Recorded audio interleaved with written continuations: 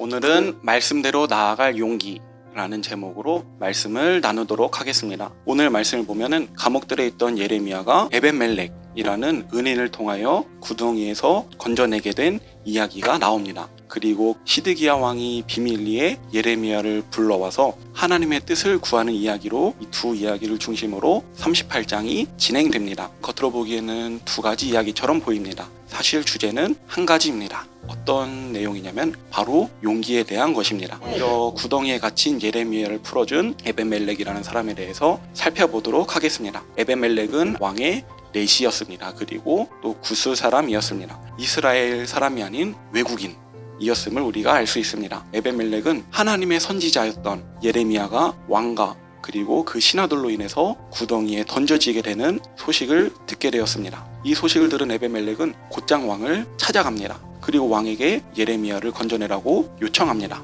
이 말을 듣고 왕은 다시 명령하여서 예레미야를 풀어주게 됩니다. 고작 4시밖에 되지 않았던 에벤멜렉은 어떻게 왕 앞에 설 수 있었던 것일까요? 에벤멜렉에게는 자신이 믿고 있는 하나님을 향한 선한 용기가 있었습니다. 왕보다 하나님을 더 두려워하는 마음이 안에 있었던 것입니다. 에벤멜렉이 보여주었던 하나님을 향한 선한 용기, 우리도 분명히 마음속에 품고 살아가야 할 줄로 믿습니다. 다음 이야기로 넘어가 보도록 하겠습니다. 예레미야는 에벤멜렉의 도움으로 이제 구덩이에서 빠져나오게 되었습니다. 하지만 여전히 감금소 안에 갇혀 있었습니다. 이렇게 갇혀 있는 예레미야에게 이제 한 손님이 찾아옵니다. 그 사람은 왕이 보낸 사람으로 왕은 예레미야를 자신과 만나게 하도록 하기 위해서 사람을 보냈던 것입니다. 그래서 예레미야는 왕의 요청대로 왕을 만납니다. 시드기야는 왜 예레미야를 비밀리에 불러왔을까요? 다른 사람 모르게 하나님의 뜻이 무엇인지를 알기 원했던 것입니다. 이때 시드기야 왕은 하나님의 뜻이 무엇인지 몰라서 예레미야를 불러왔던 것일까요? 시드기야 왕은 하나님의 뜻을 모를 리가 없었습니다.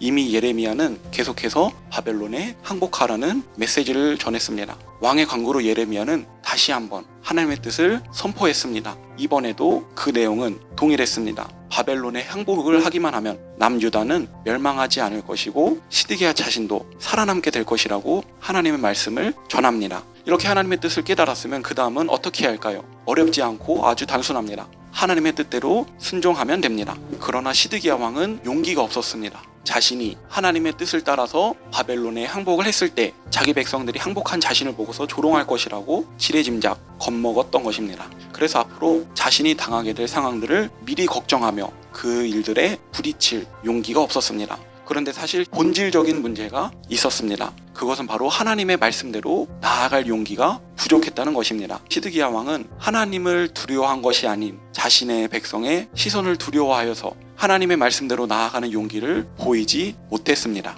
그 결국 남유다는 멸망하게 됩니다. 그리고 시드기야 자신은 두 눈을 뽑히고 비참한 신세로 포로로 끌려가게 됩니다. 에벤멜렉은 이방인이었습니다. 하지만 하나님을 향한 용기가 있었고 결국 하나님의 선지자였던 예레미야의 생명을 살려내는 일을 감당했습니다. 반대로 시드기야 왕은 하나님보다 백성의 시선을 더 두려워해서 그 말씀에 직면해 나아갈 용기를 발휘하지 못했습니다. 그 결과 나라도 비참해지고 자신도 비참해지게 되었습니다. 바라기는 오늘 말씀에 에벤멜렉처럼 하나님의 말씀을 향한 열심으로 충만하여서 하나님의 선한 일을 감당하고 무엇보다 생명을 살리는데 귀히 쓰임을 받는 저와 우리 모든 성도님들 되시길 간절히 소망합니다.